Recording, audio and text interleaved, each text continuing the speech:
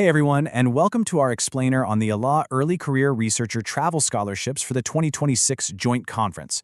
If you're a newer researcher wondering how on earth to fund your upcoming trip, you are absolutely in the right place. Joining me today to unpack all of this is our resident guide. It's great to be here. Let's just dive right in and answer all those pressing questions you might have.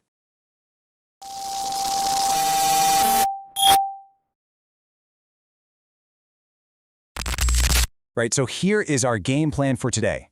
We'll start with the scholarship basics and its overall value, then cover exactly who is eligible and how you can prep your application.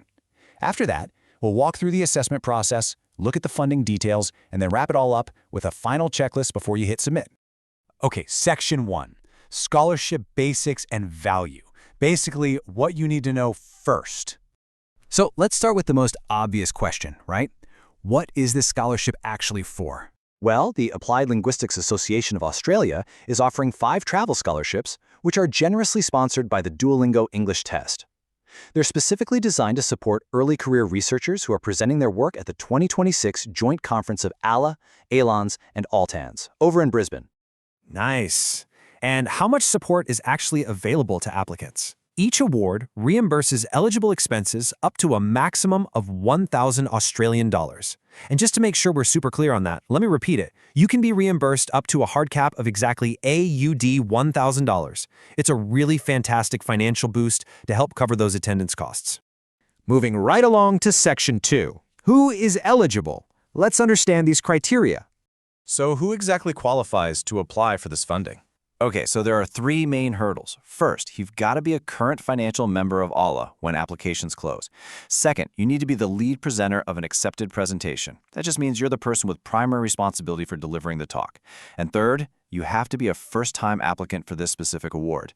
But keep in mind, just satisfying these basic criteria simply allows your application to be assessed. It does not automatically guarantee you an award, because it is a highly competitive process. Got it. And what does ECR, or Early Career Researcher, actually mean in this specific scheme? Right. So you meet the standard ECR requirement if your PhD was officially awarded or conferred on or after September 14, 2021. That cutoff date is exactly 5 years before the application closing date. Okay, but what if my PhD was awarded before that stated cutoff date? Can I still apply? Yes, you possibly can. The panel thoughtfully considers recognized career interruptions. Things like carrying responsibilities, a disability or medical circumstances, financial hardship, precarious employment, or even periods of unemployment. You just need to provide enough factual information for the panel to understand the duration and the impact it had on your research trajectory. And please know you absolutely do not need to disclose unnecessary, highly sensitive personal details. Just stick to the facts they need for assessment. That is really good to know. And what research topics are covered by this scholarship? Simply put, if your presentation has already been accepted through the rigorous conference review process, your topic qualifies. There are no extra subject matter hoops to jump through here. Awesome. Section 3, preparing your application. Let's talk about the essential documents. So, what documents must I actually submit? You're going to need 5 key items. First, the completed online application form. Second, clear evidence confirming you are indeed the lead presenter. Third, a copy of your accepted abstract. Fourth, a CV, strictly limited to 2 pages, that includes your exact PhD conferral date. And finally, a 500-word supporting statement.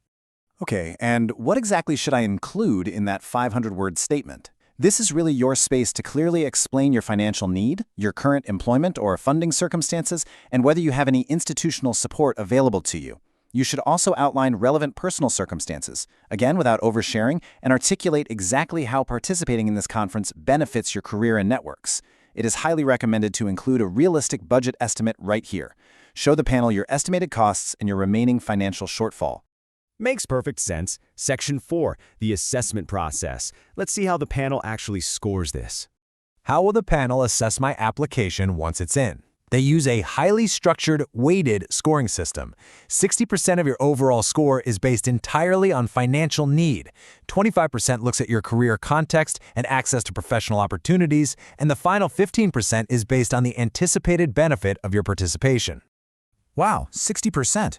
Why does financial need carry such a massive chunk of the assessment? Because financial need and limited access to alternative support are literally the principal considerations for this scheme. The core goal here is to help those who genuinely wouldn't be able to attend otherwise. So your clear explanation of your financial shortfall is absolutely the most vital part of your whole application. Right. So, will the panel reassess the academic quality of my abstract? Guide, a firm no on that one. Your academic quality was fully vetted and approved when the conference accepted your presentation in the first place. The panel trusts that process completely. So they are solely evaluating your financial need, your career context, and the potential benefit to you. Okay, Section 5, Funding and Reimbursement Details. Let's talk about managing the money. What specific expenses can be reimbursed? The scholarship covers 3 main categories: your conference registration, travel expenses, and accommodation. The golden rule here: keep all your receipts. You must have documented evidence for every single expense up to that AUD $1,000 maximum limit. Gotcha. And when and how is a scholarship actually paid out? It's a strict reimbursement model. This means the money is not paid out before the conference. You have to pay for your expenses first, attend and deliver your presentation, and then submit your receipts and documentation afterward to get your money back. What happens if I receive funding from another source, like maybe my university? You absolutely must disclose it. If an expense is already fully covered by an employer or a university, it cannot be reimbursed twice. But if you only have partial funding, that is perfectly fine. Just clearly explain what they're covering and ask this scholarship to cover your remaining shortfall. And what must successful recipients actually do post-award? Guide. If you win, you have to remain a financial member of ALAA through the conference. You absolutely must attend and deliver your presentation. And you'll need to formally acknowledge the support of ALAA and the Duolingo English test in your presentation slides. Almost at the finish line. Section 6, Final Checklist and Submission. Let's review what to do right before you apply. So, what should I check right before hitting that Submit button? Just run through this quick final checklist. Are you a current ALAA member? Are you the lead presenter? Have you checked your ECR date or carefully and sensitively explained any career interruptions? Are you a first-time applicant? Have you attached your evidence and your abstract? And finally, is your CV under 2 pages and your supporting statement under 500 words? Have all this ready before the absolute firm deadline, which is Monday, 14th September 2026. And one last thing. Always consult the official final scholarship announcement for the confirmed online submission link, just in case there were placeholders in any earlier drafts you might have seen. For any inquiries at all, you can reach out to Associate Professor Noriko Awashita at n.awashita@uq.edu.au. That is incredibly helpful. Well, that covers our journey through the ALAA ECR conference travel scholarships. Remember, funding really shouldn't be the barrier that keeps your brilliant ideas in the dark. With $1,000 on the line, where could this scholarship take your research next? Get those applications in, and we'll see you at the conference.